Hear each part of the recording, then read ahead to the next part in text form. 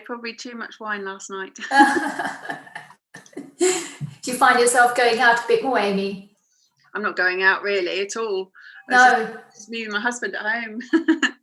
I literally have been out in the last 6 months less than 10 times. So I think it must be nice for the children to go back to school. Very much.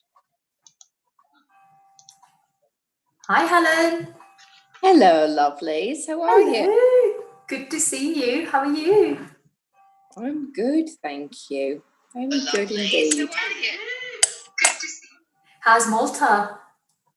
HOT. Just to let you know, we're live on YouTube now.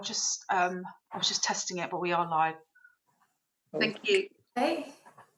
That's a bizarre angle, Helen. You're breaking all the rules. Maybe I should. Helen, the rule breaker, never. Professional. You should have your screen directly in front of you, not underneath, because everything kind of like. I'm already in holiday mode.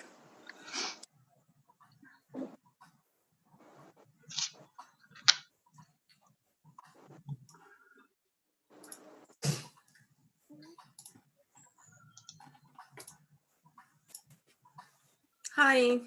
Hi, Iris. Hi. How are you? Hello. Look on your hairdo. I like your hair, Iris. Sorry? I like your hair. It's just as I came out of bed. Is it? You should do that more often. I was hoping it would be only just a small picture, so it wouldn't show. But thank you.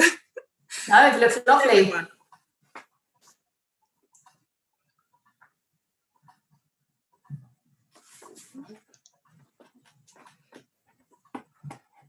Amy, how are you? I haven't seen you. Thank you. Again? I haven't seen you in a while. I've seen the shows you're doing, but not live. Yeah. No, I have started doing more lives actually recently to sort of talk about when I do a throwback Thursday live. But yeah, I normally you just hear my voice more than see me. So. Yeah, it's good to see you again. Thank you. Nice. How's it going? Are you busy? Yeah, very, very busy. Actually, I have given my notice and I'm starting my own architectural practice. So very exciting. Yeah, very, very busy. Thank you. So when is it going to be launched then, Iris? Sorry, could you repeat that? When are you starting your own architecture practice? When is it all happening? Officially, I have already started. That's why I'm so busy. But officially, I stopped working for Ben and Dora on the 22nd. So in 3 weeks, roughly. Yeah, 3 weeks. So very excited, very, very busy. Yeah, it seems like it's the right time. I know we have a pandemic, but people want to build. And yeah, it's very exciting. Wish you all the best with that. Thank you so much. I will announce it officially in the WhatsApp group when I'm finished with my current job. So well, I'll definitely use you for London stuff. So excited to. Can everyone log on to the YouTube as well at the same time so we can get our hours up, because we're almost at the stage where we're going to get monetized. Ooh. I mean, it'll only be a few pound a week, but it's something. So thank you.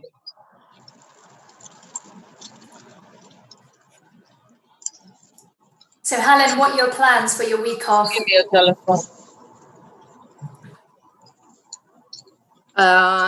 Not pick up my phone, lie in the sun, and do nothing. Sounds good. Sounds very good. No, there's loads of reading and kind of courses and things I've wanted to do. So it's proper me time. Oh, sounds lovely, Helen. Just make sure you do your morning. Oh, morning. Morning. Oh, hello, Carolina, Michelle. Hello. So lovely to see you all. Belly. to hear you. Hey. Hey. Today, Manja, I cannot wait to see your presentation. How are you, Carolina? Yeah, all good, all good. Stop. She looks lovely. Normally, I don't wake up until noon on Saturdays. Thank you so much. Yeah, I cannot wait to see it. I'm just going to wait a few more moments, let everyone get into the room. They're all coming in now. We are live on YouTube, just so that everyone knows. And I just want to remind everyone to log on to YouTube as well, if you can. Just put it on a separate phone, have it playing in the background. That'd be great. It just keeps our hours up, so we can get monetized, and we're so close to it now.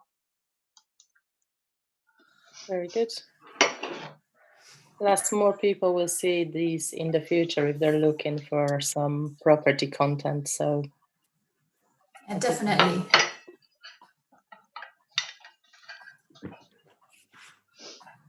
Ruth, remind me how to go on YouTube to find the live stream. Just find Property Sisters. Yeah. Okay. Oh no, I was saying yes as if I don't know how to do it. Actually, funny enough, I can see myself.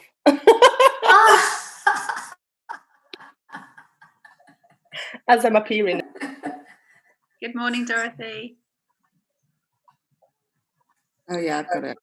I'm going to be muted because I'm in a public place, so I don't want any interference. But good morning, everybody. I love the hat.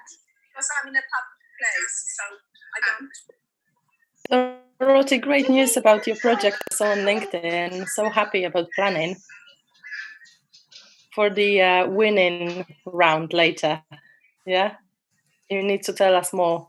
Thank you very much. Yes, I will do. Okay, thank you.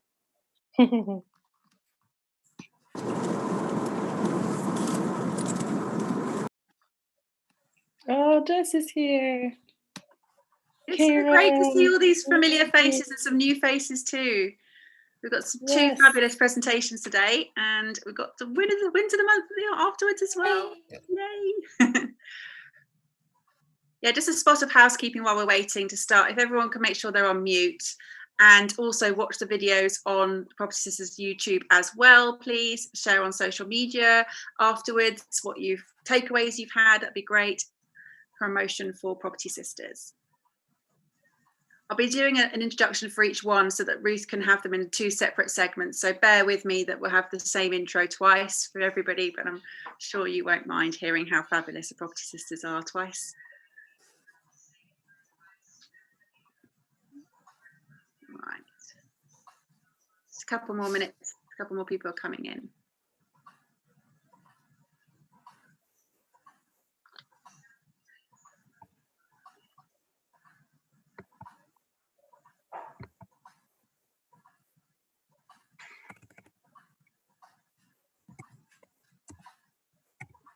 How are you doing?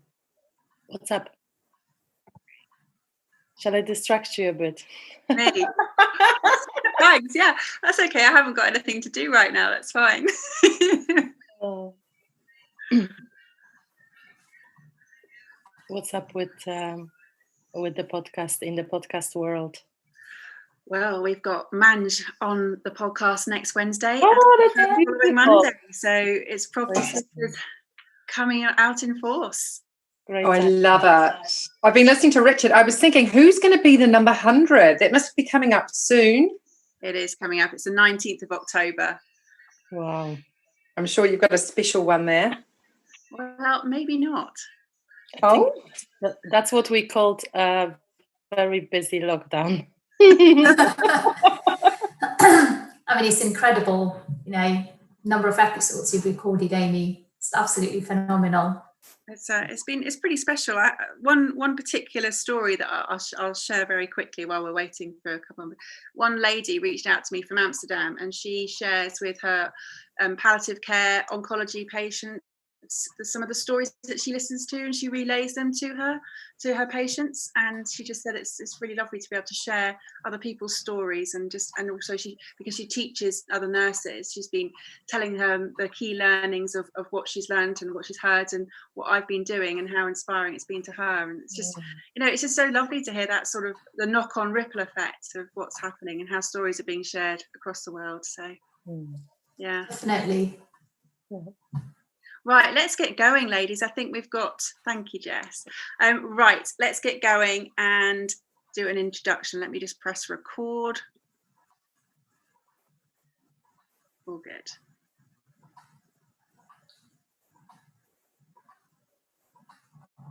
Good morning and a very warm welcome to the Property Sisters UK. We are a group of experienced female property developers and investors in the UK and abroad, taking action, learning and leveraging one another's skills within this wonderful, supportive community. We hold these brunch sessions on the first Saturday of every month between 11 and 1 o'clock. First up, you are going to hear all about how contract structures and risk transfer drive behaviours, and how you can use the contracts to save money, avoid costs and disputes. In this presentation, sharing the importance of correct commercial structures for your business contracts, monitoring and managing the contracts on an ongoing basis, and building good relationships with your contractors and professional team. Professional property sister, Manj Mahal, will walk you through how you can use these contracts to create value, and also how easy it is to start losing money through poor contract structures and weak contract risk management. So I'm going to pass over to Manj very shortly, but to ensure we get through as many of your questions, if you could pop them into the chat box as Manj is speaking, we'll answer as many as we can at the end of the presentation. So without further ado, I'd like to give Manj Mahal a very warm welcome. Off you go, Manj. Good morning, everyone. Good morning. I am absolutely delighted to be here. And I'm so grateful to Property Sisters for letting me use this forum to share my thoughts on how we can use contracts to help succeed in our property business. Before I do that, just want to tell you a little bit about myself, but can I check if you can see my screen? Yes, all good. Good stuff. Okay. Okay. I'm struggling to get to the next screen. IT, we tested this before and it worked fine. So I'll have to stop share and start again because I wasn't able to move to the next screen for some reason.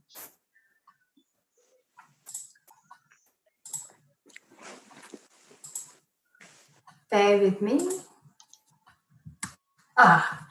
Brilliant. Okay. So who's Manj Mahal? I'm a co-founder of Maple Square Properties, which was established to bring together two generations of 30 plus years experience of property investing and developing. I personally bought my first property in 2004, but our family's been investing in property since the 80s. We invest and develop HMOs, mixed-use and commercial properties in Surrey and Southwest London. Our core strategy is long-term hold and build to rent. Outside that, I've got two beautiful young boys. One is 8 years old and the second one is 11. So just a caveat that normally my eldest, he go and play rugby. He's not doing that today. So if he comes in, you just have to bear with me. On the corporate side, I'm a qualified accountant and works as a commercial management consultant on a full-time basis, something I've done for over 13 years. My specialism is contracts, procurement, negotiations, and renegotiations. Over my professional career, which is now nearly 20 years, I worked for two of the big four accountancy firms. And during that period, I have worked with large private and public sector organizations at board level, working with them and helping them navigate the complex world of contracts, help them manage risks, and helps them save millions of pounds and rescue many relationships. I'm also a member of ISCCM, which is a global organizations of contract management. They have got members across 183 countries, and over 90% of global 500 companies are members of this organization. There's some logos on the left-hand side and some of the organizations I worked with, but when you worked in a profession for many, many years, that number just grows and grows. And one of the advantages as part of being a member of a global community is that I've got access to most up-to-date and latest thinking and research on contracts and how, as businesses, we can use those as a tool. So, what is my objective? Now, one of the things which I really love is a thinking framework and a principle-based approach. When I was in college and university, I studied economics, and there's lots of principles I've learned which I still use, like demand and supply, diminishing rate of return, equilibrium.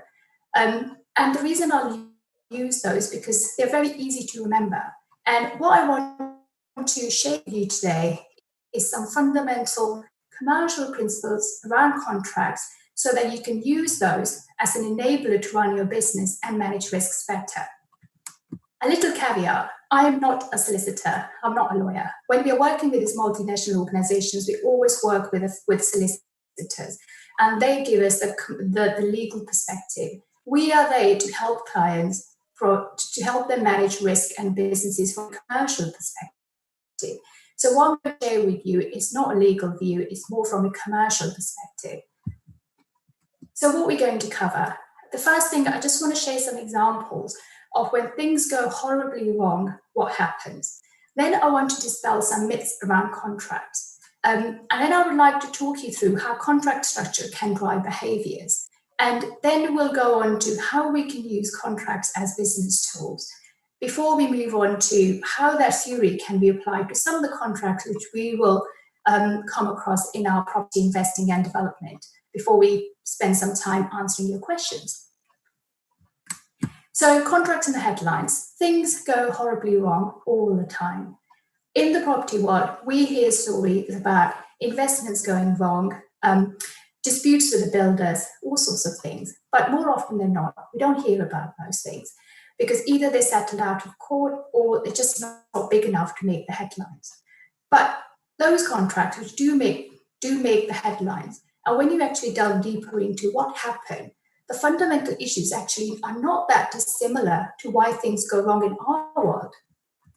So there's two examples I would like to share. The first one is a local authority. They claim that they've overpaid its building repairs contractor by 19 million. The second one is, which is just absolutely tragic, is the Grenfell tragedy. What's at the heart of both of these is actually multiple failings at the contract levels. So the first one, I was personally involved in this review. This is the Birmingham City Council. This is in the public domain. You can go and look up, and there's a lot more information than what I'm able to share with you. But the gist of this was a long-standing relationship where over a period of time, what the council thought they were buying was very different from actually what was being delivered. The second issue was the people who were managing the contract, they did not understand the commercial structure. When we walked through the doors with my team, I asked them, where's your contract? They pointed us to their basement where we were handed, I can't remember the number of boxes of leverage files. And immediately we knew that it is impossible for the contract management team to know the commercial structure which they've signed up to. So those were kind of very headline reasons why things went wrong. We don't have time to go into everything. The second one is the Grenfell tragedy. Again, I think one of the key issues I want to share with you, and those of you who are close to this, you'll know there's a public inquiry, and that goes into lots and lots of reasons as to exactly what's happened. But one of the reasons I want to share with you, and it's just absolutely shocking, but we see this happen all the time, where the person who was appointed as clerks of work, he said that there was a confusion about my role. There's a very clear definition of the roles and responsibility of clerks of work. They are there to monitor and sign the quality of the work. So the person, when he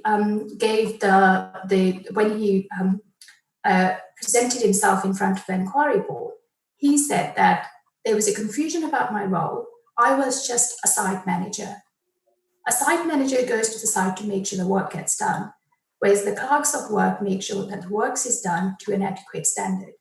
There's a multiple layers of contracting failing underneath this horrible tragedy.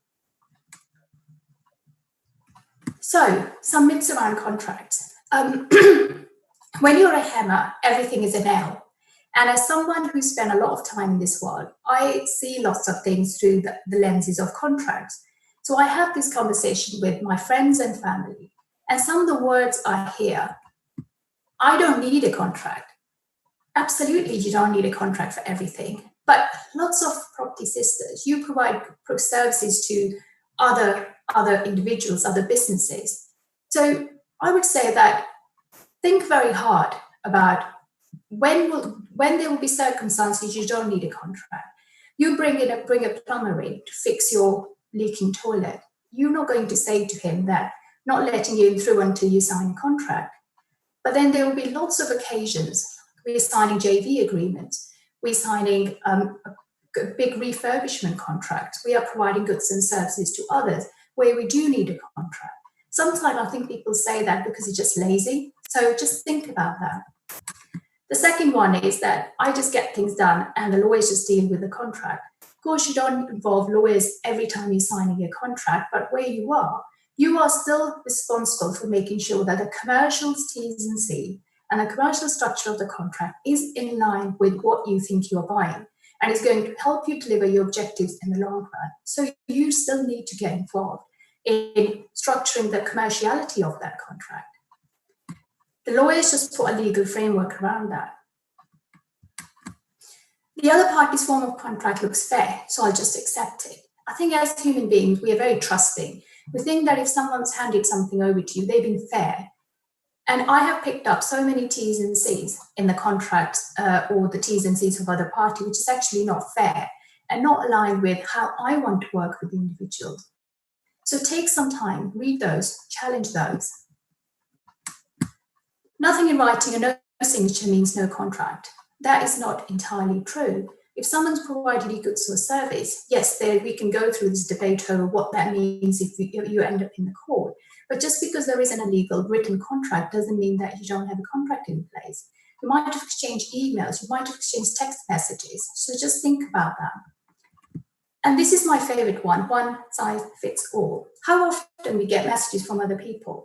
Can you share your options agreement with me? Can you share your loan agreement with me? Can you share your JV agreement with me?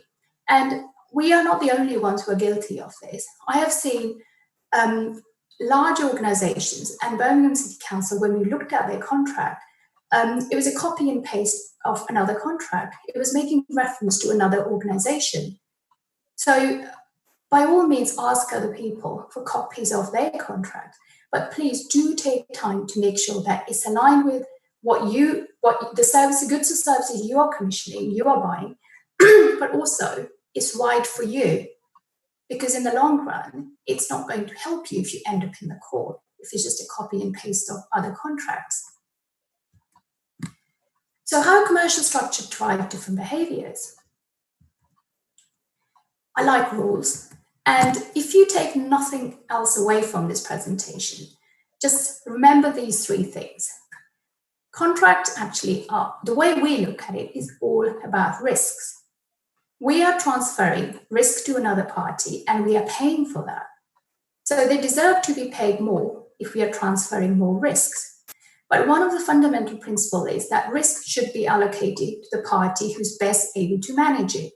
In the example of Grenfell, where the tenant's management organization, by writing the definition of clerks of work and assigning that responsibility to this particular organization, thought that they will have someone in place who will monitor the quality. But that individual, that organization wasn't best placed to manage that risk because they did not have the right experience and expertise to manage that risk. So when you are working with other organizations, working with other individuals, and you have got, first of all, need to have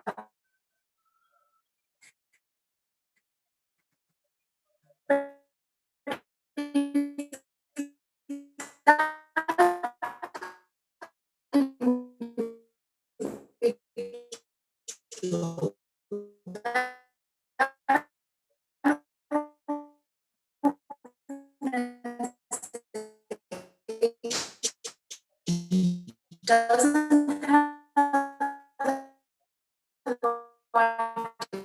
experience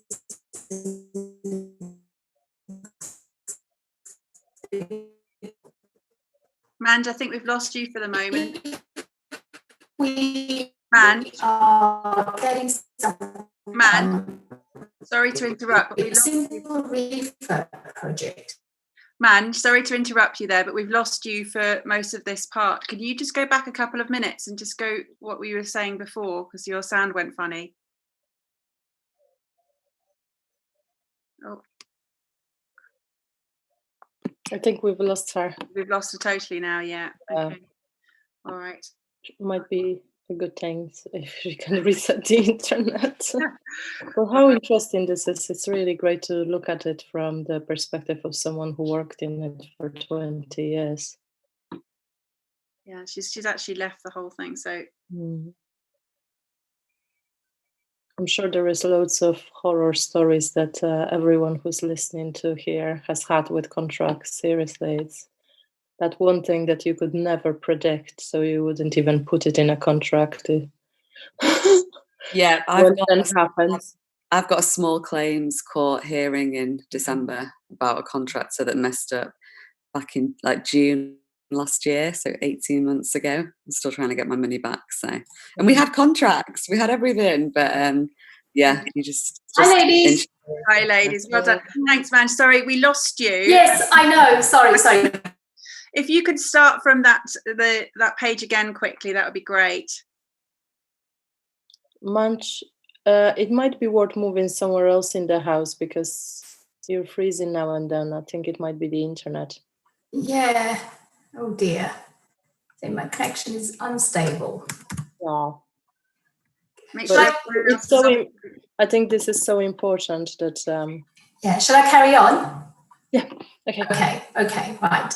And I think I was talking about number 2. You need to go back to number 1 because we missed that bit. Okay, all right.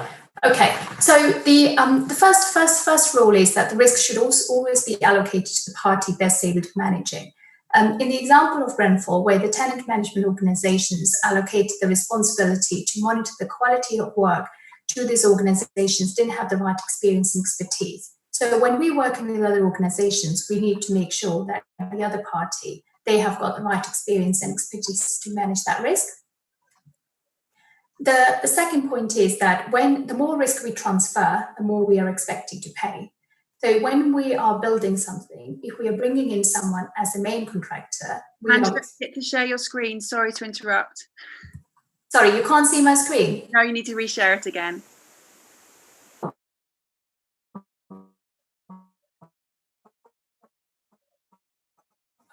Okay.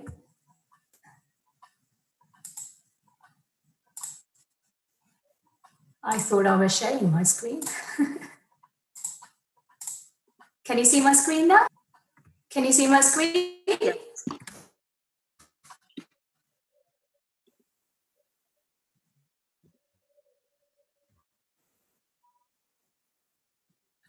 Yeah.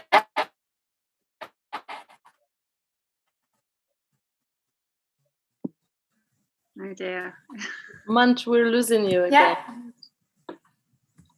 Sorry, can you see my screen? Yeah, but we cannot. Okay. You're moving, or we can barely hear you. Is okay. Amy, what do you suggest? Is everybody else off the internet in your home? Have you got kids playing games as well? Because if you have, if you get everybody off, that will help. Okay, we've lost Munch. But yeah, Natalia, I completely get it, because we get this all the time with contractors, even on our clients' projects, and it's very frustrating with work, because we have to stop working then while they appoint a new contractor, and you can't undo it. That's the problem. I mean, I had myself as well a contractor which closed his company as we were working on a project. Yeah, obviously. Then it's the funniest story. Like, he closed his company, he changed his name, he changed his nationality.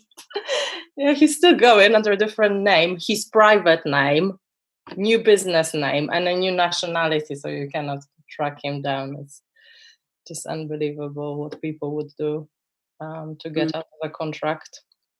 Well, I seriously don't have energy to pursue him, not even in a small claims court. Yeah, that's the thing. When I started the whole process, I didn't realise how long it would take. So at first it was like emailing his insurance company, then they passed me over to like 5 different people, and it was constantly collating evidence, sending it to people, and then and now the insurers came back and said, oh no, we don't agree. So now I've had to take it to small claims. So I'm confident that like I'll get the money, but it's just, if I'd known then how long this whole thing is going to take, I probably wouldn't have done it. But now I'm so far in that I'm like, no, I'm doing this to the end. Now. Emotionally engaged. Right, Mandy. Yeah, totally. Hello. Hi, Mandy. Well done. Good stuff. I'm so sorry about that. So I'm going to get straight back to where I was. Did everyone hear the first point, or did I lose you before that? We heard it. Just asking. Yeah. Okay. All right. And the final point is that you can never transfer the ultimate risk.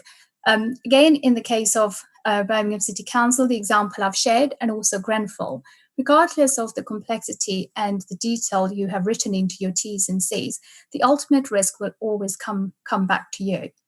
So when you're building something, you may have a main contractor and you feel that you have transferred all the risks. But if things start to go wrong, ultimately, you as an individual, buck will still stop with you. So just think about these 3 roles. And what I would say, if you take nothing else away from this, just think about these 3 things. And the risk and this role manifests itself in 3 ways. The first one is outcome, output, and input. When we are buying goods or services, sometimes we are not clear about what it is that we are purchasing. Outcome, for example, if I've got 2 children, when I went out shopping for car seats, I wasn't really looking for car seats. I was buying an outcome, i.e. the ability of that car seat to keep my children safe when they were traveling in a car. Output is a car seat. When we're bringing a builder in to refurb a project, refurb a building, and we are paying them on day rate, that is input. And I think the red flag for me here is when we think we are buying an outcome, but actually we are buying an input or output. A good example will be property training. So we are sold dreams because it's unregulated. We are sold dreams around property training. We are told that if you come on this course, you will be multi-millionaire and live in this amazing house. But what we actually delivered is input. We pay for that person to deliver that training for that 1 day or 2 day or whatever that might be. Output, we walk away with this leverage file. But doing that training does not deliver the outcome. So sometimes we think we're buying an outcome, but we are buying an input. Carolina does an amazing job when she talked to clients about her brochures, her marketing material she produced. She's not selling output. She's actually saying that if you use these services, you'll be able to sell your developments in much shorter space of time than if you didn't have that. That's an outcome. So all I'll say is that, just be clear about what you are buying and making sure what you are paying is in aligned with what you're actually getting. The second way it transfers itself is the how we are paying. So if you're paying we can have contracts where there's a fixed price and variable price, and there's a lots of in between. When we are agreeing a fixed price, the other party is taking more risk. When we are agreeing a variable price, we are taking more risk. If I get someone in to build a house for me, and I'm saying I'll pay you by day rate, I am taking more risk because the other party's got no incentive to make that process efficient and effective. Whereas if I'm saying to them, I'm going to pay you X amount of money, then I'm transferring more of the risk. Also think about your underlying risk appetite. We are very risk averse, and we have signed up to many of our mortgage deals are 5 years fixed. Of course, we're paying more for that than variable one, but that's okay. We are happy to pay for that premium. for peace of mind. I think my red flag here is sometimes when we think we are paying a fixed price, but actually what we're paying is a variable price. A specification would be a good example. We're not always that great at exactly specifying what it is that we are looking for. So we say we want X, Y, and Z, and we agree with what we think is a fixed price. Then we start changing things. And then all of a sudden we end up with a big bill, which is a lot bigger than what we anticipated or budgeted for. So think very hard about the actual price you're paying, not what think you're paying, and make sure it's aligned with the service you're getting. And the final one is the terms and conditions. So if you've got a contract with very onerous T's and C's, you are going to pay more for that because supplier is taking more risk. Whereas if they are onerous in your for you, that you in favor of supplier, then you are taking on more risk. When it comes to terms and conditions, also just check that they are proportionate to what you're buying.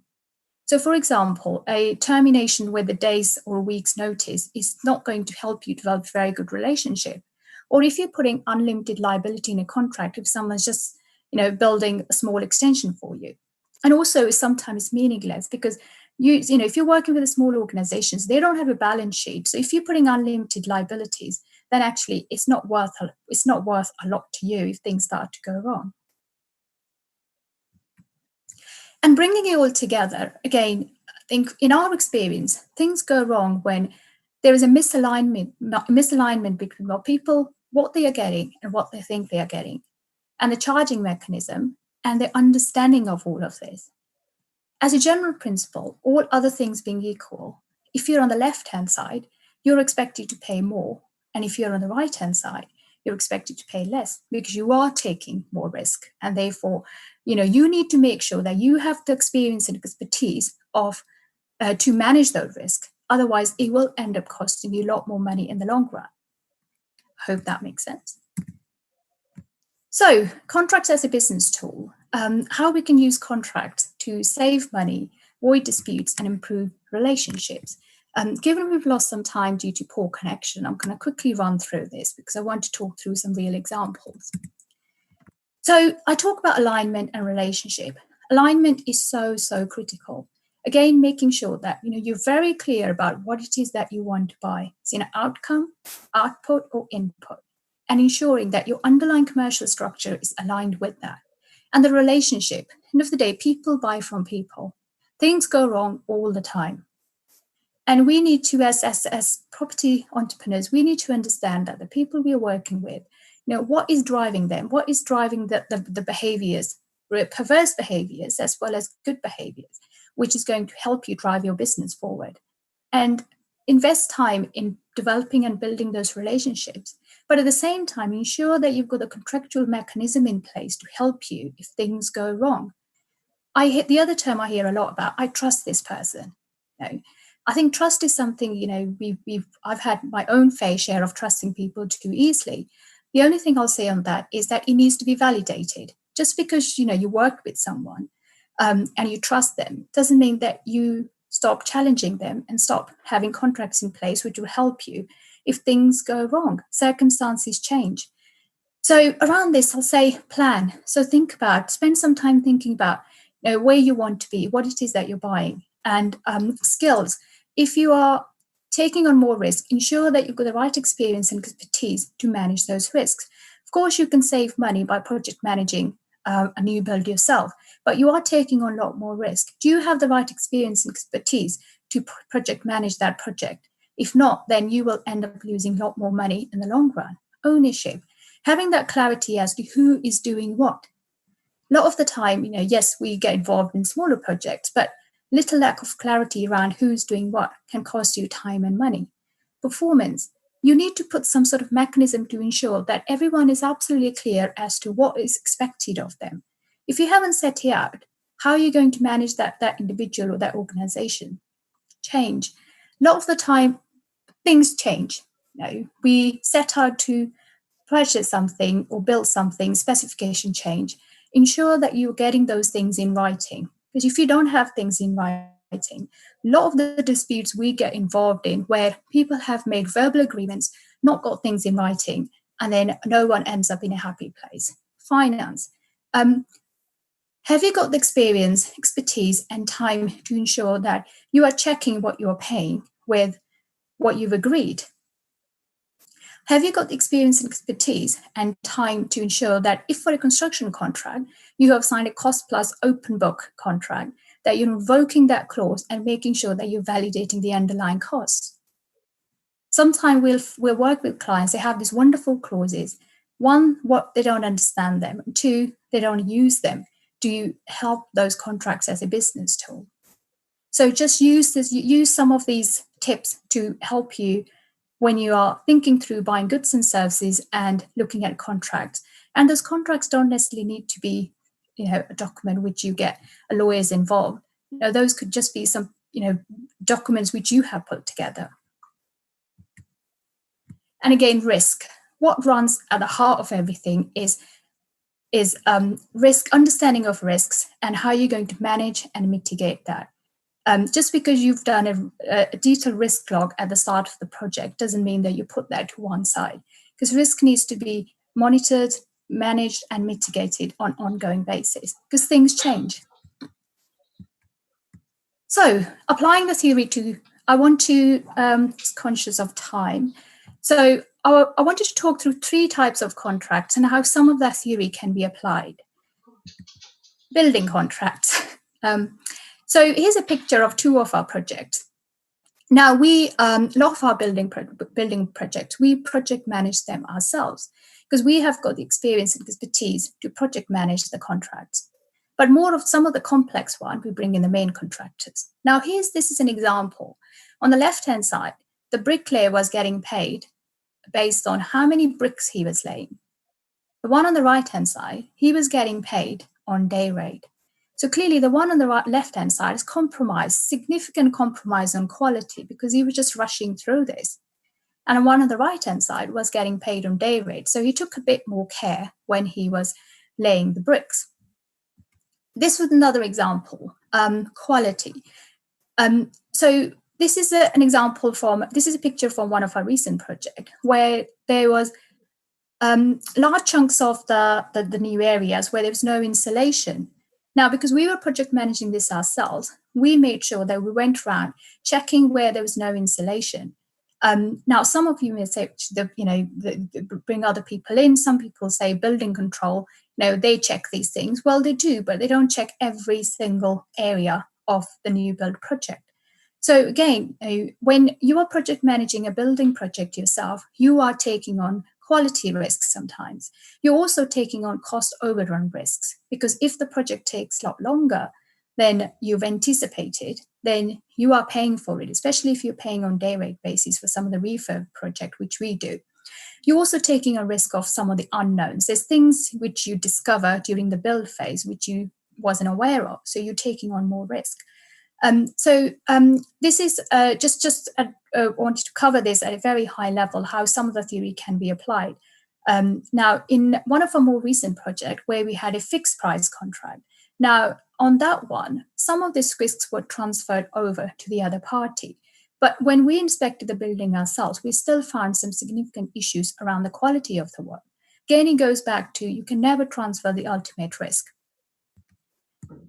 Lots of us use virtual assistants. So again, when you are working with a virtual assistant, what it is that you're buying, because a lot of the time you buy time.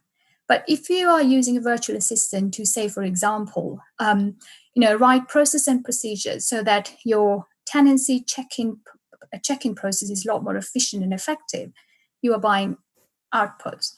But if you are saying to your virtual assistant that I want to have minimal number of voids, say I want to have no more than 2% voids, that's an outcome. And how you're going to reward your virtual assistants for that is going to be very different from if you're just paying for their hours. And also how you're going to monitor that performance is going to be very different as well. If you're paying someone on input basis, you are likely to have slightly different performance measures than if you're paying someone on outcome basis. The final one I want to talk about professional services. Again, an example I like to use is working with architects. If you're paying an architect for doing a set of drawings, very simple drawings, and you're agreeing a fixed price. The underlying risk transfer is very different from if you're working with an architect and you are not paying them unless you get approval. Because then you're transferring a lot of the risks to the other party, and how that other party will be rewarded will be very different. You expect, it's highly likely that they will charge you significantly higher amount than if they were working on a fixed price, because they are taking on a lot more risk. Roles and responsibilities, another one. We are working on we are currently going through a planning process for a large project. And initially there was lack of clarity as to who's responsible for managing other professionals, other surveyors, other individuals who were responsible for putting some of the reports together. So just give some time to who's responsible for what, but also the commercial structure. If you want to develop a long-term relationship with a firm of architects and planning consultant, maybe you want to agree a commercial arrangement where they are motivated to work with you on an ongoing basis, but they are suitably rewarded for taking on that bigger risk. So this is what we've covered.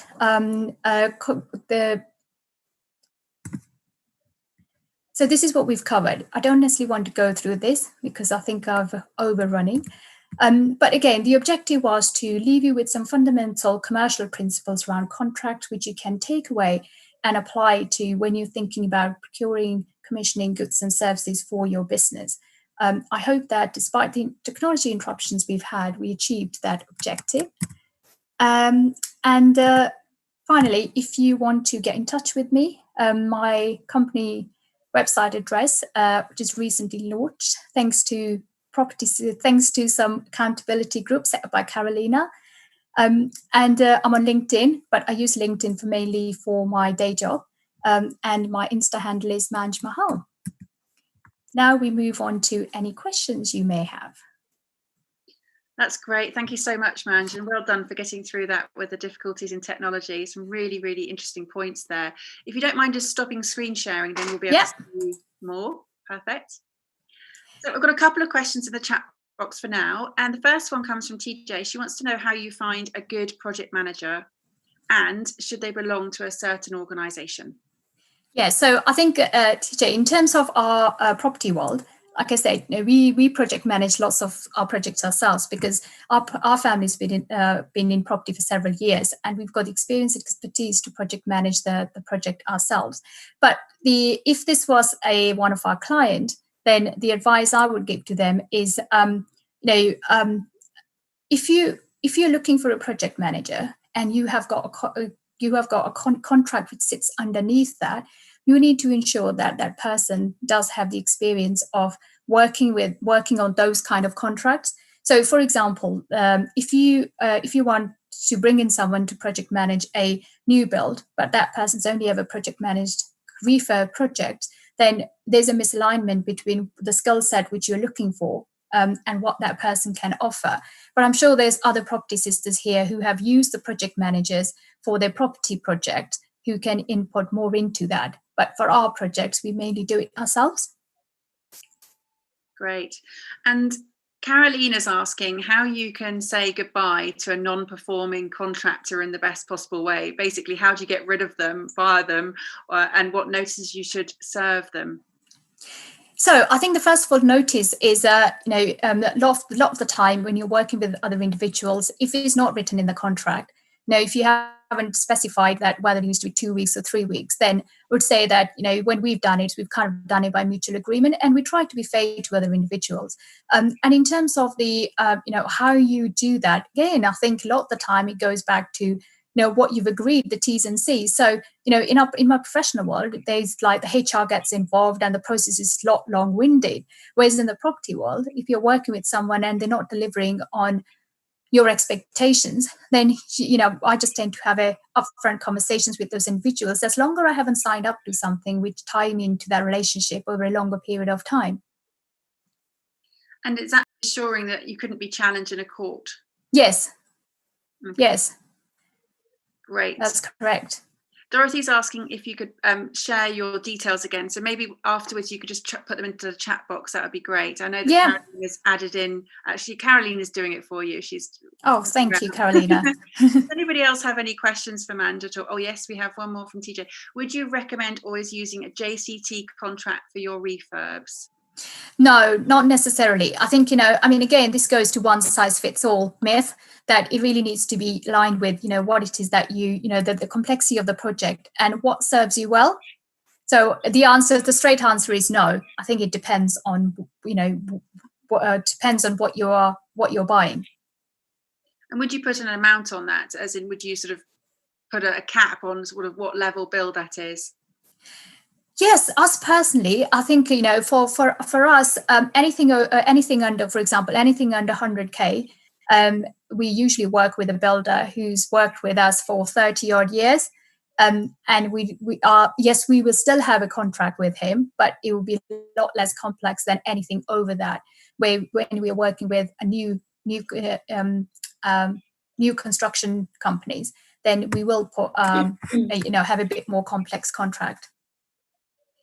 I think it's been really useful. Particularly my takeaway was the relationship between outcome, output and input. I think that was something that also Ruth commented on on YouTube. It's really difficult to define those three elements. I think that in both in corporate world and the property world, like I said, the issues arises when there's a lack of clarity around what you're buying. You think you're buying outcome, but actually all you're doing is you're paying for inputs. And that's where a lot of the dissatisfaction and breakdown in relationship happens. And that's why it pays to spend some time upfront to really understand what it is that you want to buy and what you're actually buying. I think also interestingly, ladies, we do quite a lot of contracts with our clients where it says black and white, because obviously we don't want anyone to be exposed and not know what they're buying. You would be surprised that people don't always read the contract. And we couldn't explain it more. It's it has a little description right now on all of the things that people could misinterpret, but some stuff you can't misinterpret, and they would still come back and say, well, I thought it was this or that. So yeah, it's just purely through not reading the contract. Not reading. I mean, I've never in my life not read the contract. So the contract is rule number one. I think a lot of the time, an example, I mean, we've all probably heard some horrendous stories about where people's gone out and bought properties in auction and not actually read the contract and not paid someone like just a little bit of money for them to read the contract, and then signed up to T's and C's or bought stuff which just like cost them so much money in the long run. And unfortunately, this is not just, we are all SME property investors and developers, but again, when we're working with large multinationals as well, we still find instances where people haven't read the contract, or they've read it, but they've actually not really understood the T's and C's and the commercial structure of the contract. And that's where things go wrong. Yeah, and there is no shame in coming back and asking questions on a contract. I think anybody who's listening, that's really, there is absolutely no shame if you don't understand something. Come back and clarify it before going into it. Read it first, and clarify. I think I'll say challenge it as well, because just because someone sent you something and that contract is from these large organizations or organizations who come across really well, but something doesn't make sense to you and you think, actually, how is this relevant to me? Challenge it. Because like I said, a lot of the organizations also do this copy and paste. Passing on contracts from one client to another rather than adapting it to ensure that it meets your circumstances. And then you don't want to sign up to a contract which actually is so not relevant and appropriate for what you're buying or delivering. And I think that's really timely, because Fiona's asked, do you have insurance to pay for legal if you need to challenge your contracts? So do we have insurance to pay for legal? So I'll say that, no, we don't. Because a lot of the time in our property world, the contracts which we have are, I would say, relatively more straightforward. Whereas in the corporate world, I mean, even in the corporate world, I don't think I've yet to come across a client who's actually have insurance to pay for legal if things go wrong. Usually the two parties just end up in the court. And I think, sometimes we say this phrase we used to use in the professional services that no one get fired for hiring one of the big fours, because really what they're buying is insurance if things go wrong. And who should be helping you to initially create that contract? Is it a joint work between yourself, the project manager, and the solicitor? That's from Dorothy. Yes. So initially, I think in our case, I mean, again, it very much goes back to your own experience and expertise. But I would say, as an individual, I mean, we use this word contract, but really, what I would say is that no one knows better than yourself. What you are buying, what you want to buy, and what kind of risks you are willing to take. So when I talk to some of the people who actually don't necessarily have the same background as me, I'm saying just write it down, what you're buying, what the end will look like, what's your ideal outcome here. And then by all means, if it's a bit more complex and you want to then take it to a solicitor, they will put some legal words around that and legal framework. But the responsibility you always need to sit with you to ascertain and then articulate what you are buying, what sort of price you are happy to pay, and what sort of risks you're willing to take for that. Because solicitors can't really do that for you, because that needs to come from you. Again, it goes back to ultimate risk can never be transferred. But if you've not been involved in writing the commercial structure, the commercial bits of the contract, then you may not necessarily understand what you've signed up to. And I think that's something you should just repeat again. Ultimate risk should never be transferred. That's a really, really big takeaway from this whole presentation. No. And go back and don't assume things, and check and verify. Don't be afraid to say, I don't understand what that means. Please, can you explain it? Yeah, no, absolutely. I mean, again, like I said, three things if you take nothing else away, ultimate risk can never be transferred. And the risk should be transferred to the party who's best able to manage it. And the third thing is that more risk you transfer, the more you should be paying. You cannot expect to transfer more risk and still be paying as if you are taking on all the risk. And this goes back to having that understanding, giving some thought to actually what you're buying and your underlying risk appetite as well. Fantastic. Well, I just want to say thank you on behalf of all of us for a really thank you. Really, really interesting. I thought contracts boring, but no, it was not at all. It was fascinating. So thank you so much for that, Manj. Thank you for listening. So we are going to just pause for a moment before we go to our next presentation. Okay. Stop recording. And we've literally got a couple of minutes. If everyone needs to have a quick break, you can run away. I'm just going to get Karen and Antoine set up for our next session, and we'll be starting that promptly at 12 o'clock. So let's just get things ready. Antoine and Karen, are you all good to go? Yeah. Okay. Do you want to just do a quick check with your screen shares before we? Yeah. Let me check. Antoine will be to the next slide. Is it working? Yeah. Yeah, that's all good. Perfect. Okay. Do you want me to stop sharing and start again? Yeah, after sharing it for a moment, and then we will literally just wait a minute or so before just letting everyone have a quick cup of tea put on before they start again. And if anybody's got any more questions for Manj, put them in the chat box, and I'm sure she will respond to you with them as well. And Manj, we get all of your details. I think we want your LinkedIn connection in there as well. That would be great, Dorothy. Okay, that's fine. Yeah. No, I'm still here. I'm just trying to go to a better place where I won't have the connection problems, but there's no guarantee. No, you're off mute.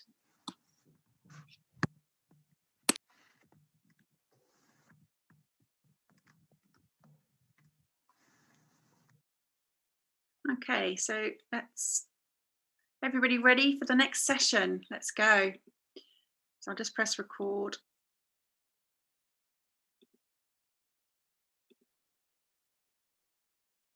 So a very warm welcome to the Property Sisters UK. We're a group of experienced female property developers and investors taking action, learning and leveraging one another's skills within this wonderful, supportive community. We hold these brunch sessions on the first Saturday of every month between 11 a.m. and 1 p.m.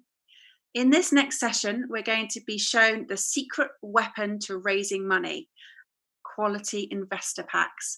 We will learn what goes on in the mind of the investor when looking at investor packs, share what they want to see in investor packs.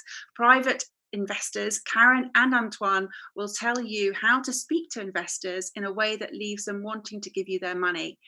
And again, to ensure that we get through all of your questions, just pop them in the chat box as they're speaking, and we'll answer them all at the end. So without further ado, please welcome Karen and Antoine. Hi, everyone. Good morning. Good morning. Thank you. Thank you all. Thank you to Property Sisters for having us. Let us start by sharing the screen. Wonderful. So thank you all for joining us this morning. So yes, as you said, so today we're going to share how investor packs come into play when you're looking to raise money from private investors. So everybody runs out of money at some point. So if you want to do more deals, grow your portfolio, take your business to the next level, you must learn how to speak to investors in a way that leaves them wanting to give you money.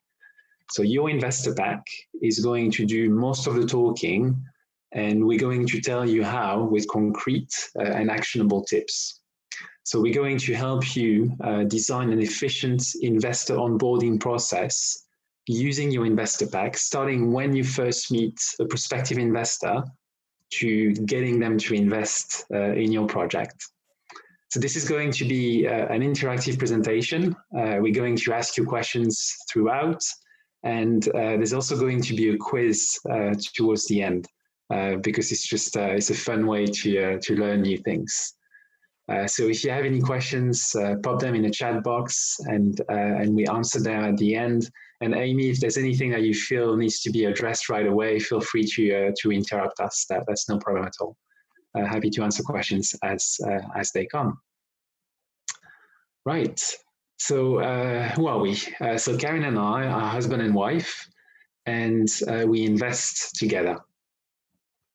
Right. So hi, everyone. I'm a former barrister and solicitor, and I worked in FCA regulatory compliance roles at a variety of financial institutions for 10 years, both in the West End and in a city in London. So my background is in investment banking. So I worked in sales for 11 years, first in Paris, then in New York City, and eventually London, where we still live now. So in my last role, I was dealing with central bank clients, including the Bank of England, for instance. So where did it all start for us? So in 2014, I discovered the world of property. I went to property school and did my first property project, which was a flip the following year. The first project made me realize that being hands-on wasn't for me. So I started looking for hands-off investment opportunities. And in 2016, I did my first joint venture as a passive investor. It happened to be the same year that Antoine and I met as well. So Karen made me discover the world of property investing, which I had no clue about prior to meeting her. And we started looking for investment opportunities together. And in 2017, I left the corporate world to do consultancy work for property businesses. One of my roles included reviewing investor packs for a property crowdfunding platform to ensure that they were FCA compliant. I also previously worked with a property developer and was involved in preparing investor packs for their projects. So myself, in 2019, I decided to leave banking to focus on property investing full-time. So what Karen and I do is invest in property to build an alternative income stream and to be able to have a better work-life balance. So we are private investors, and what that means is we invest in other people's projects. So we are the people you are looking to convince to invest in your project. So our deal count stands at 24. So we have made 24 property investments to date. We are active users of crowdfunding or peer-to-peer platforms, and we also make direct investments with developers and investors. But despite our best efforts, we are mostly uninvested. Approximately 75% of the cash we have allocated to property investments is sitting in the bank. So we're going to tell you in a moment why it's been so challenging to deploy our money. But first, we'd like to know from the developers and investors in the room what your challenges are when it comes to working with private investors. So if you can use the chat room and just share with us what your challenges are when it comes to working with investors. You know, you tell us what your challenges are, we tell you what ours are, and hopefully we can bridge that gap and make raising money from private investors easier for everyone involved in the process. So tell us about your challenges, use the chat box at the bottom of your screen.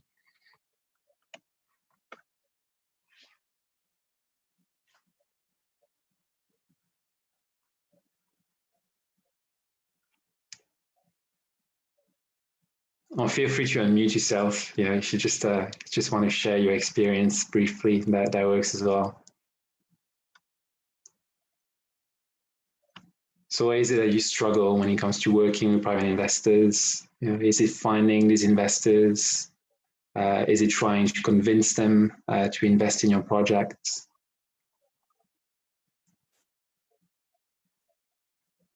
So TJ, so for us is how to find them. So understanding what they want to know and being confident with them. Thank you very much, TJ. Great point from Natalie, being able to offer the right security if someone doesn't have a large enough amount to invest. Wonderful. Anything else? Anybody else wants to share? From Alexandra, getting them to read our investment pack, that's currently too long. Okay, we're definitely going to address that later on. So that's going to be helpful. The presentation is going to be helpful for sure. But all great points, and we can definitely touch upon a number of them later on if you don't get the answer from our presentation. So thank you for sharing your challenges. Let us tell you about our challenges when looking to work with developers and investors. So some of the opportunities we receive are just not good enough to meet our standards. So what is wrong with them? It can be unrealistic expectations. So the GDV, the costs, the timeline, the deals just do not stack. It can also be a mismatch between the interest rates or the expected return on investment and the level of risk. It can also be the people behind the deal who make the investment opportunities unattractive. We do not think we can trust them. But our biggest challenge, the major obstacle we face, is poor communication from the people looking to raise money. So Karin and I had multiple conversations with more than 50 developers and investors in the last few months. Conversations in the form of face-to-face meetings, calls, emails. And overall, it's been incredibly hard to get all the information we need to do our due diligence. The circulation of information has been substandard. There has been a lot of back and forth between people looking to raise money and us, which is just a poor use of everyone's time. Going forward, there'll be a few camera signs popping up on the screen, by the way, on some of the slides. So every time there's a bit of content, so it's probably worth it that you take a picture if you'd like to store some information from the presentation.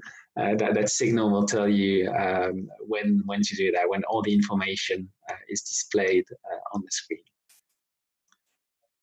So how can we improve? How can we improve this? How can we improve the communication between people looking to raise funds and investors who want to invest in projects? How can we make this painless and save time for us and for you? So how can we bridge the gap and make deals happen? So our answer to that is quality investor packs. So you can make your investor pack your secret weapon. So investor packs are generally the first thing you send out to prospective investors, and they are the main source of information for them. That's information on you, your company, your past projects, as well as your current projects. So we said earlier that our biggest challenge while looking for investment opportunities has been communication with people looking to raise money. the quality of the investor backs we have received is the best example to illustrate this problem. We have reviewed more than 100 investor backs in the last few months, and saying that there is room for improvement is an understatement. We've seen an astonishing amount of poor quality investor backs, so not the right content, not the right format, sometimes both. And very often, we've seen investor backs used without any consideration for the rules on financial promotion. But we will get back to that last point. What you must realize is that a poor quality investor back does not necessarily mean that the project is unattractive, but a poor quality investor back is going to make any project look unattractive. So you could have a truly amazing investment opportunity to offer, but fail to secure an investment because your investor back has let you down. Or it could be that you have made it a lot harder for yourself to secure an investment because of a poor quality investor back. So Karen and I have turned down investment opportunities because the investor backs were not good enough. So a poor quality investor back makes you look bad, and it just requires too much effort to get the information we need for our due diligence. It's just not worth it for us. So think about your investor avatar. And again, we'd love to have your input on this. So what are most hands-off investors like? So use the chat box again to tell us what you think. Tell us what you think defines most hands-off investors, what you have to be aware of when you work with private investors, when you're looking to get investors on board. You know, what are they like? Why do they want to be hands-off in property? So again, use the chat box if you have any thoughts that you would like to share with anyone. So what is your investor avatar? What are your investors like? And what's the big difference between you, who's hands-on in property, and people want to be hands-off in property?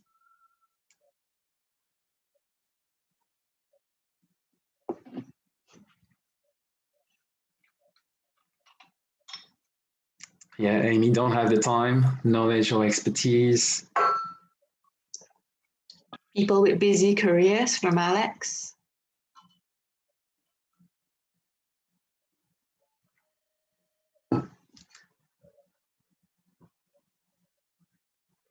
Yeah, based far from our investment area, yeah, giving the option to, so yeah, we want to invest somewhere else outside of where they live. The fear from Kerry, thank you, Kerry. Fear of investing, yeah. I think the first few answers really hit the nail on the head. What defines most hands-off investors is that they are cash rich, but time poor. So if you want to work with hands-off investors, you have to make it easy for them to get to know you, to do their due diligence on you as well as your projects. You do not want to waste your time and their time answering questions when the answers should be in your investor pack. So when talking to prospective investors, you really want to focus on building the relationship, building the trust with them to get them to invest in your project. So what's the quality investor pack going to help you with? So it's going to reduce the amount of time you spend onboarding investors. It's also going to reduce the risk of losing prospective investors before they make it through the door. And at the same time, it's going to increase the amount of time you get to spend working on your project, which means potentially more projects and more profit. So this is the structure of our quality investor pack. And this is also your investor onboarding process at the same time. We're going to spend a fair bit of time on this slide. So a quality investor pack is made up of 4 separate documents. Number 1 is the company executive summary. Number 2 is the company profile. Number 3 is the case studies. And number 4 is the investment offering. So the company executive summary is you and your business in a nutshell. It's your elevator pitch. So it's what you tell someone you have just met in a brief 5-minute conversation. The purpose of the company executive summary is to convince your audience that it is worth their time getting to know you. When you meet someone for the first time, you don't tell them your whole life story, do you? It's exactly the same with your investor pack. One of the most common mistakes we see being made with investor packs is sending a 15 to 20 pages long document upon meeting someone. It's too much, too early. What you need to do is start with a one-page document, digestible, not deal specific. And that's what the company executive summary is here for. On the back of sending that document, that's when you pause. Is it worth moving forward? This is you checking that you are not wasting your time. Are there any mismatches between what you are looking for and what the prospective investor is looking for? So whether it's the type of investment, the investment area, the minimum amount, the target return, etc. If there is a mismatch, stop right there because you're wasting your time. You know that it's pointless talking to that person. It's pointless for the two of you to entertain a conversation because it's not going to go anywhere. The company profile and the case studies are you, your business, and your experience in detail. Their purpose is to convince your audience that you are investable. And so these first three documents of a quality investor pack, so company exec summary, company profile, and the case studies, are here to help you build your investor base. So we'll come back to our investor onboarding process and the fourth and last document of the quality investor pack in a moment. But let's talk about building your investor base, your investor black book, your investor Rolodex. Call it what you will, but it basically allows you to find your investors before you need their money. This is going to sound counterintuitive, but the best time to look for money is when you do not need it. And that is what building your investor base is all about. You do not want to wait until you have a project and you are desperate to get funding to start looking for investors. Investors do not like to be rushed into parting with their money, no matter how attractive a deal may be. So you really want to build your investor base ahead of time. So the first three documents of a quality investor packs are designed to help you do just that. The larger your investor base, the easier it's going to be to raise money when that project you have been looking for materializes. So start building your investor base as soon as possible. You don't need to have a project to start looking for investors. And if you're just starting out in property and you don't have any case studies yet, that's fine. There are other ways to show that you are investable as a person and as a business without using any case studies. So let's go back to the quality investor pack structure. So the fourth and last document is the investment offering. So it is your life project in detail. It's the project you are looking to raise money for. So the purpose of the investment offering is to help you raise money for that particular project. And by the way, so this is from a free template that you can download on our website. So details of the website are at the bottom of the screen. So make sure to visit the website and download it if this is of interest to you. So back to the investor onboarding process now. So before you can send your investment offering, there's that stop sign that reminds you about your compliance obligations. So are you following the Financial Conduct Authorities, the FCA, rules around financial promotion? When you talk to someone about looking for money for a live project, you are making a financial promotion. So the FCA regulates financial promotion. There are a number of rules you have to follow to stay on the right side of compliance. So we won't go into the detail in this presentation, but in the quiz later on, we'll have a couple of questions on what language is appropriate or not when it comes to financial promotion. What we want to say, though, is that staying on the right side of compliance matters. In terms of penalties, we're talking jail time and or a fine for breaching the FCA rules. The simple fact of being investigated can have a devastating effect on you and your business. So think about the message you are sending your investors if you are purposely in breach of the FCA rules. So it's taking unreasonable risk for you, your business, and your investors as well. And it's going to make investors wonder where else you are cutting corners in your business. Right. So now is quiz time, because we thought it was just a fun way to learn and to pass on some content and also have further discussions. So I'm just going to stop sharing that screen and share another screen in just a second. There we go. Right. So what we would like you to do is to grab your phone and go on menti.com. So that's Mentimeter.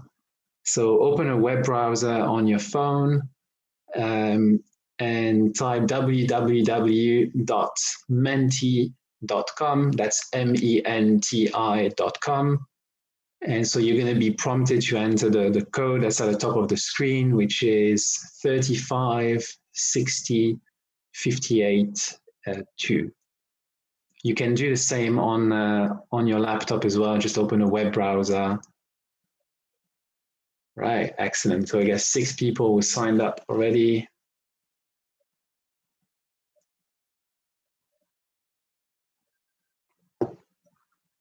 Seven people now.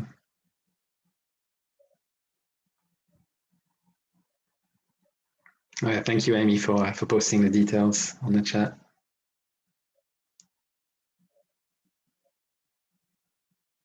Just waiting a little bit more. If you're in the process of doing it, just give us a shout on the chat so that we can wait for you. So that there are 10 questions in the quiz.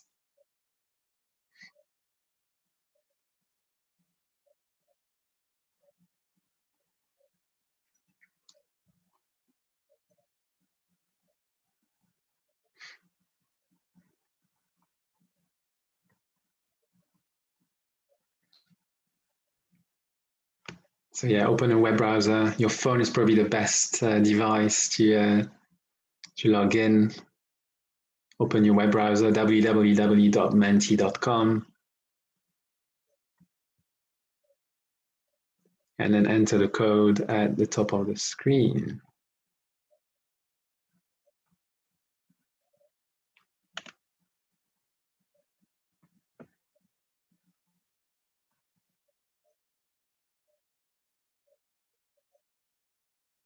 All right, we're gonna get started, and you can still join on the way if you are just getting set up. The instructions are gonna stay at the top of the screen.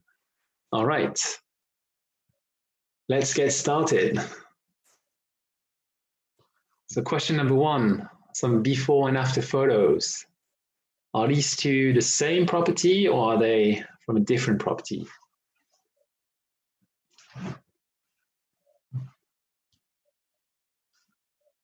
So you've got 20 seconds, up to 20 seconds to answer any question, by the way.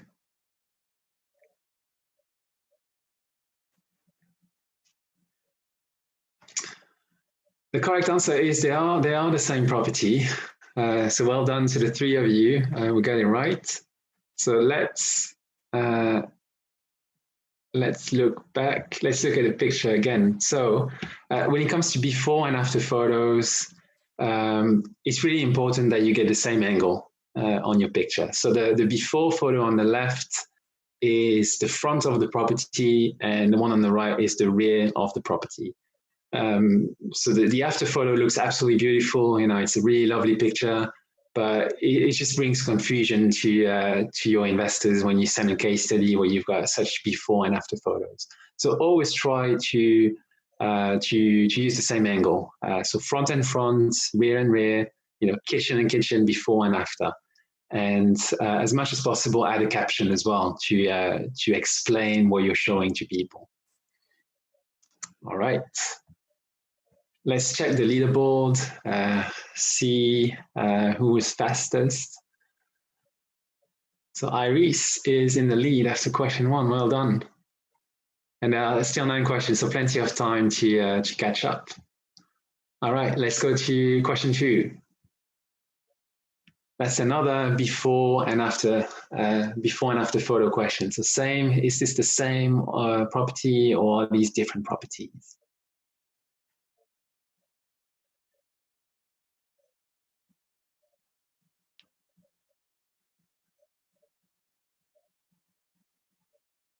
Okay, 5 seconds left.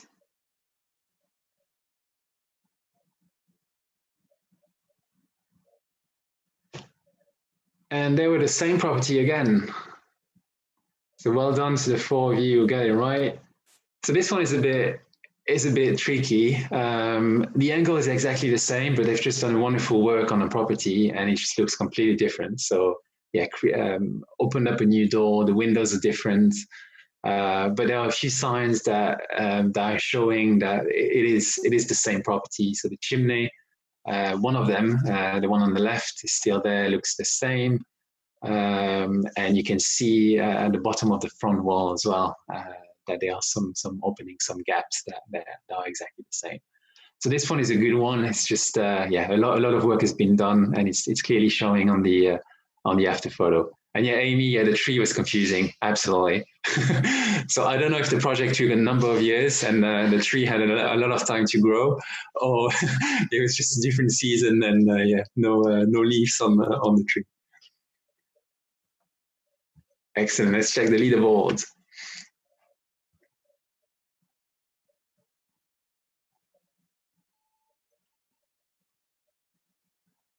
Well done, Iris, again, still in the lead. Wonderful. All right. 8 questions left, so plenty of time to catch up. So question 3 now.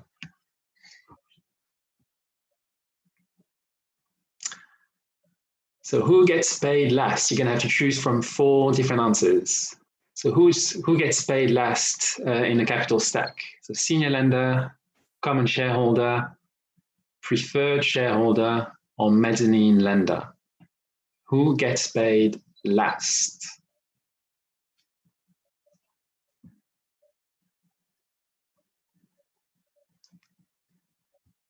Yeah, well done, common shareholder. Well done to 7 of you who get it right.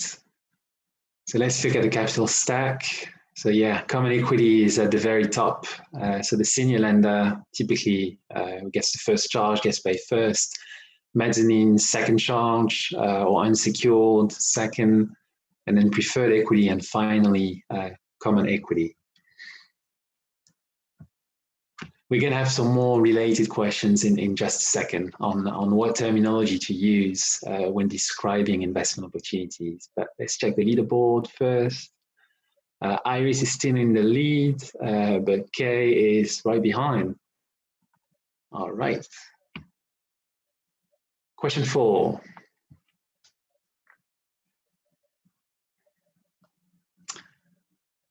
So you've got the details on the screen.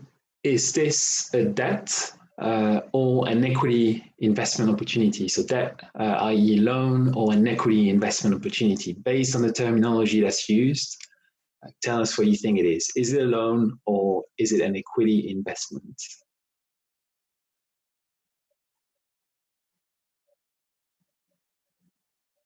Bang on, yeah.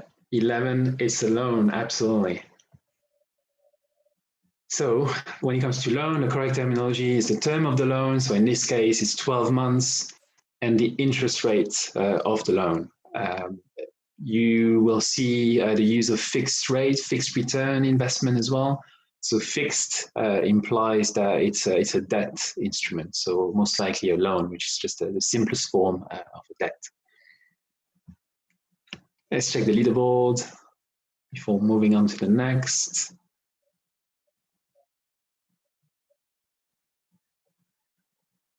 Great. Iris still in the lead. Kay catching up slowly. All right, next question.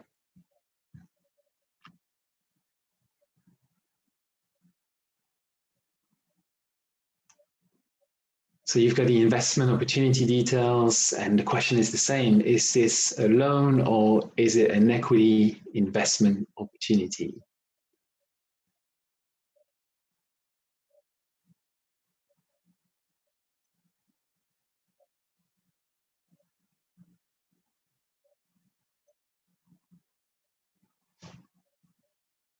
So well done to 8 of you. The answer is equity. Let's look back at the opportunity. So the amount required is the same, so no change there, but the terminology that you're using. So instead of using just the term of the investment, you're using the projected term of the investment. You can also use estimated or expected term of the investment.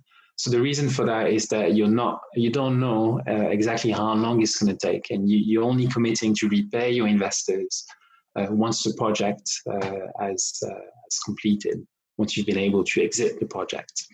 And it works the same way for the return on investment. Projected return on investment or expected or estimated return on investment is the right terminology to use. Let's check the leaderboard before going to the next question.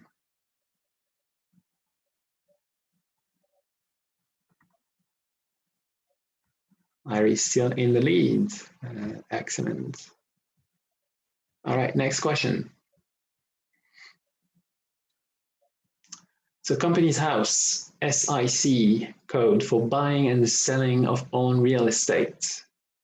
Is it 68100, 68110, or 68200?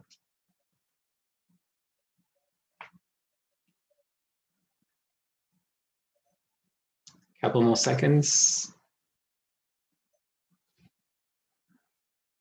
And the answer is 68100. So why do we say that? So Companies House is one of the most useful tools when you want to do your due diligence on people. So we recommend that people give details of the companies they use or they have used in the past for all their property projects, and allow prospective investors to do a quick and easy check by directing them to Companies House, so that they can check the details, check the accounts of the company on Companies House. So it's certainly something that we are using a lot when we do due diligence on people and on projects as well. Let's check the leaderboard again.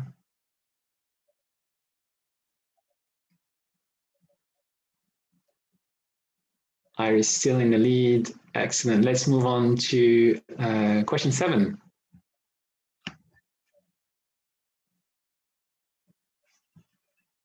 So you've got a statement on the screen, and tell us whether you think that this is misleading language. So making houses homes, hands-off investments, bank-beating returns. So is it misleading, or no, it's fine and it's appropriate language in this case?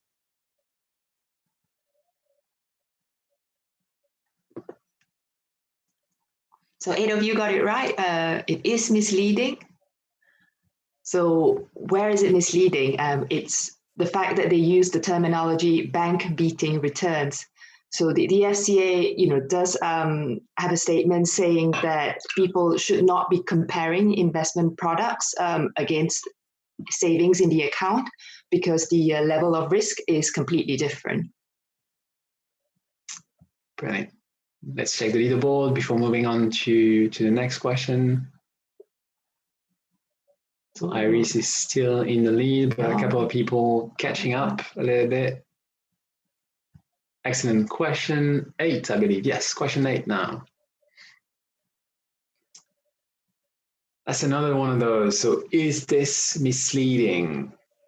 So look at the language, look at what's on the screen, and tell us whether you think that this is misleading or whether you think it's acceptable, it's appropriate language in a financial promotion.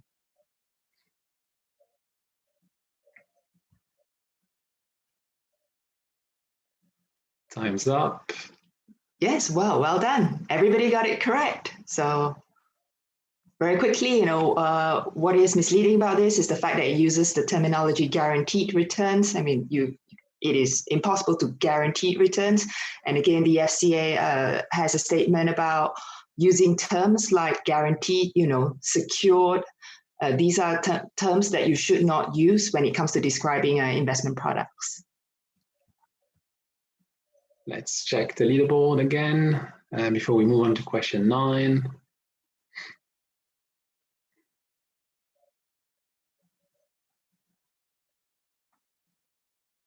Brilliant.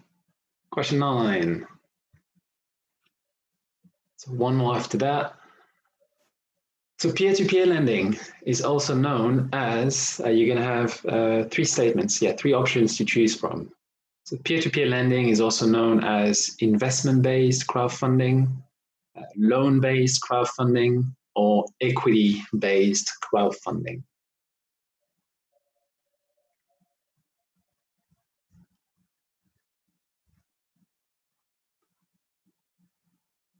So the answer is loan-based crowdfunding. So well done to 5 of you who get it right. So there are 2 main types of crowdfunding activities. First one is loan-based crowdfunding, also called peer-to-peer lending. So examples of platforms would be Crowd Property, Sourced Capital, Blend Network, Cufflink, LendInvest as well. So they're basically taking the role of a senior lender in your project, typically by taking a first charge on the project. And the other type of crowdfunding activities is investment-based crowdfunding or equity-based crowdfunding. So typically for equity-based investment opportunities. So examples, simple crowdfunding, Leo crowdfunding. Let's go to the leaderboard before we move on to the final question in the quiz. Oh, I think Amy has taken the lead. Ooh, yeah, well done, Amy. Coming in at the end. Final question. All right. Let's see if Amy can hold on. This one is a bit of a curveball, just to finish it off. So what does BID stand for? So read the statement on the screen and you've got 3 options to choose from. So what does the BID acronym stand for in this context?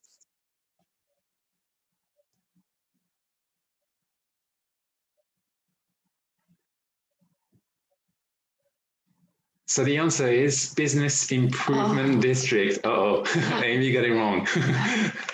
So why do we say that? Why does it matter? So it's one thing that we recommend all our clients, everyone working with us, explain like I'm 5 in your documents. You never know who you're going to send your investor pack to. And the last thing you want to happen is that someone receives your investor packs and they feel stupid. They don't understand what you're talking about. Like you don't know how savvy they're going to be in property, in investing in general. So keep it as simple as possible. Do not use jargon. Do not use acronyms that people don't understand, or don't assume people are going to understand the acronyms that you use. And this one was a pretty obscure one. Before looking it up, I had no idea what a bid scheme was. All right, that's the final leaderboard. Let's see. It looks like Amy held on. Yeah, Amy, you still get it. Well done. Thank you very much. Yeah. Kieran finishing 2nd and Iris finishing 3rd. Brilliant. Well done. Thanks for participating. I was just stop sharing that, and we'll go back very briefly to the presentation. All right. So remember earlier, so we shared with you how challenging it has been to deploy our money, and how poor quality investor packs have been so much of a letdown for us. So we want to change that. So we're going to run a live workshop to help you create an investor pack that's going to give you the best chance of getting your investors to say yes. So it's an all-day workshop. It's live and online, and it's taking place on Saturday, the 24th of October. So in the workshop, we'll be covering how to structure and create your investor pack to attract investors. So we'll be looking at both the format and the content, going into a great amount of detail and doing a lot of the hard work on the day as well. And we'll give you the resources to stay on the right side of compliance when promoting your deals. So that's FCA financial promotion rules, the disclaimers, etc. So we've got a few more spaces left. So we've got 3 spots that we want to fill. So you've got a discount on the screen if that's something that you're interested in. you can just take a photo or visit the website that appears on the page too. So thank you very much for your attention and participation in the quiz as well. And we're happy to answer any further questions you may have now. Thank you. Thanks, guys. That's fantastic. I'll leave your screen up for a minute or so, and then we'll take it off so that people can screen grab that. Have anybody got any questions? If you do, just drop them into the chat box. That was really good presentation, and definitely the quiz was really, really interesting to sort of underline the points that you were making. So well done for introducing that. It's great to be interactive in a session. What questions do people tend to ask you? What do they come to you with? So they do ask what comes first. Do I have to get a deal to start looking for investors, or do I need to start looking for investors now? And that's all about building your investor base. So you should be starting to talk to investors, to warm them up, to build that investor base. So build that pool of people that you can go to for when one of your projects materializes. So that's definitely one that people ask us. And yeah, we highly recommend that you start talking to potential investors as soon as possible, even early on in your journey if you're just starting. Yeah, it's good to build a relationship over time. So you shared some common mistakes that people have been making in their investor packs. How quickly can they sort of change their language? It's fairly straightforward in the sense that you basically want to avoid all the flowery language. So from our perspective, it's actually much easier to keep it neutral and keep it simple than trying to overly impress people and putting yourself at risk of saying the wrong things. So say as it is, this is the opportunity. This is what I'm typically looking for. This is how I work with investors.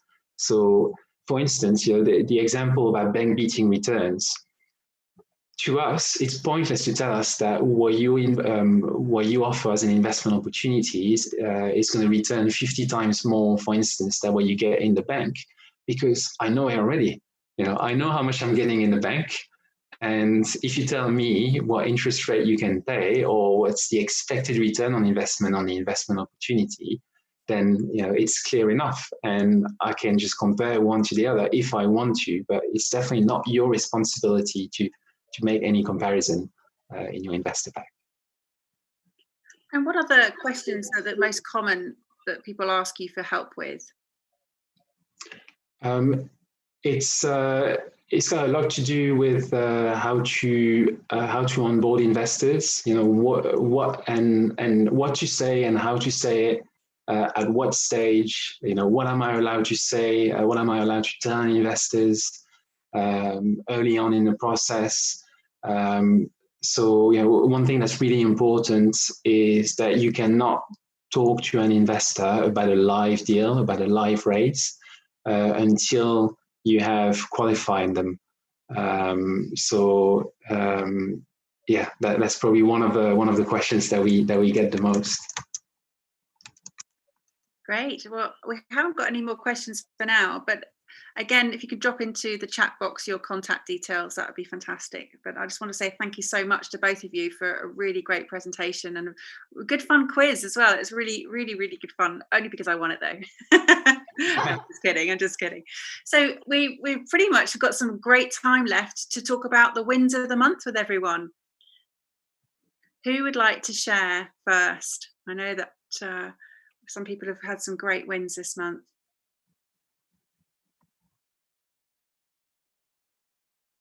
Anyone? No? Carolina, have you had one? I'm just trying to think what the wins could be, the biggest ones. We've had 2 new people join, and I always love when the team is expanding and new energy is coming in. So, and people are most important in a business. So I'm going to call that as the biggest win. Fantastic. Yeah. Yeah, Fiona, go.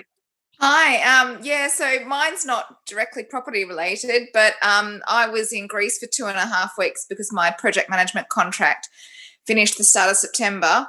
And whilst I was there, because of COVID, I was able to do interviews I had 3 interviews. I got 3 jobs, and I selected the best one. So that was pretty awesome. So COVID can be crap, but being able to interview and land another job whilst you're away is pretty amazing.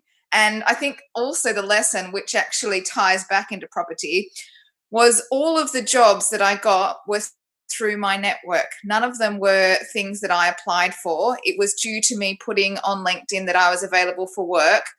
And 2 people that I had previously worked with contacted me directly, and I applied for those 2 jobs. And then the third one was, it was an advertised job, but the person that was contacted initially said, I'm not interested, but I've seen Fiona's available, you ought to contact her. So I guess the network is your net worth, applies both in your day job if you're still doing your day job, as well as in property. And that's absolutely happened for me. So that's exciting. Brilliant. Anyone else? And while we're on it and waiting for the next person to join, maybe we could all share our LinkedIn profiles, because I'm not sure if I'm linked to Fiona. And it would be good to see this. I'll add you if I haven't got you on there already. Anybody else? I know that Mandra's going to talk about her success of her website work, but I'm not sure she's still around. I have a win this week. Oh, go, Alexandra, go. So during lockdown, I set up my sourcing business because there seems to be so much demand in the area where I live and invest for other people to find deals.